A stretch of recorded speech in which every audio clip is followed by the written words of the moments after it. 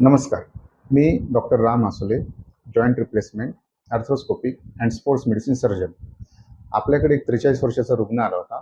त्याच्या डाव्या खुब्यामध्ये प्रचंड त्रास होता. त्याला 100 मीटरसुद्धा चालता येत नव्हतं. पायऱ्या चढता येत नव्हत्या. अगदी मांडी घालून खालीसुद्धा बसता येत नव्हतं. पण त्यांचा एक्स-रे काढला.